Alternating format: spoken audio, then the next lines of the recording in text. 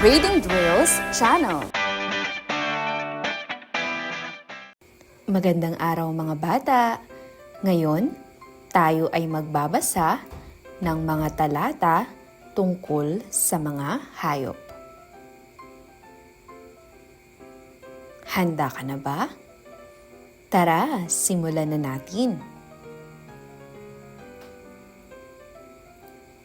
Ang mga aso ay kilala bilang matalik na kaibigan ng tao. Sila ay tapat at mapagmahal. Maraming pamilya ang may alagang aso dahil sila ay madaling turuan at mapagmahal sa kanilang mga amo. Bukod sa pagiging alaga, ang mga aso ay ginagamit din bilang mga bantay, tagahanap ng mga nawawala, at kasama sa trabaho.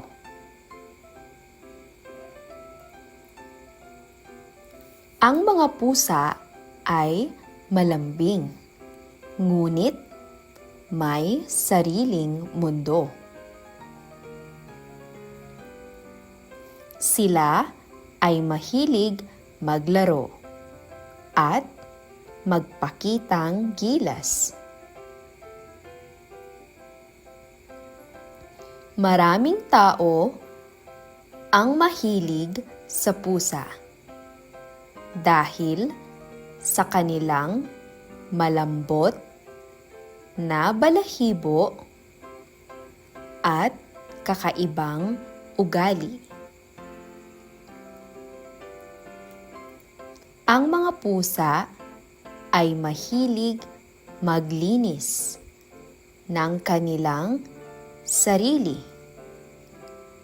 at may kakayahang makitungo sa iba't ibang kapaligiran.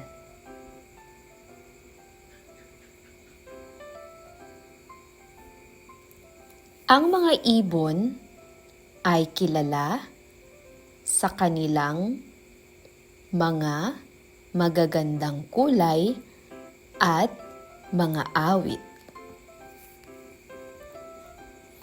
Sila ay mahuhusay na mananagwan at may iba't ibang laki. Ang agila, halimbawa, ay isang malakas na ibon na matatagpuan sa kabundukan. Ang maya naman ay isang maliit na ibon na nakikita sa mga hardin at kabahayan. Ang mga isda ay naninirahan sa tubig.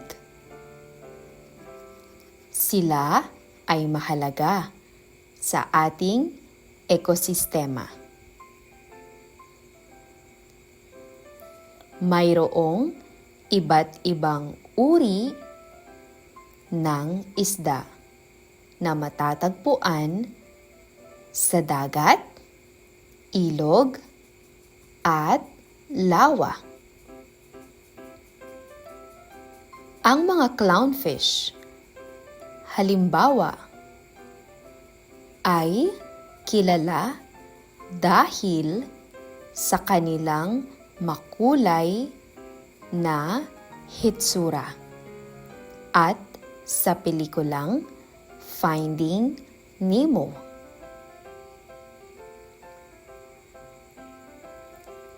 Ang mga insekto ay maliliit na hayop na may malaking papel sa ating kalikasan.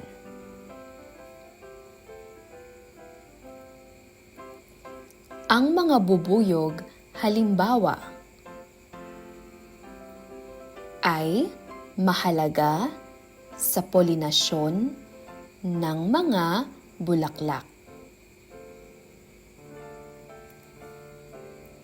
Kung wala sila, mahihirapan tayong magtanim at mag-ani ng mga prutas at gulay. Ang mga paru-paro naman ay nagbibigay ng kulay at buhay sa ating mga hardin. Ang mga elepante ay ang pinakamalaking hayop na naninirahan sa lupa. Sila ay matatalino at may magandang memorya.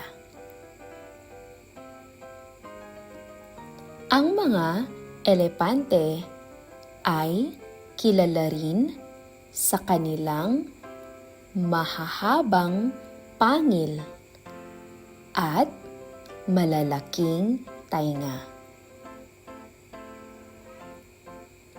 Sila ay may malalim na samahan sa kanilang pamilya at komunidad.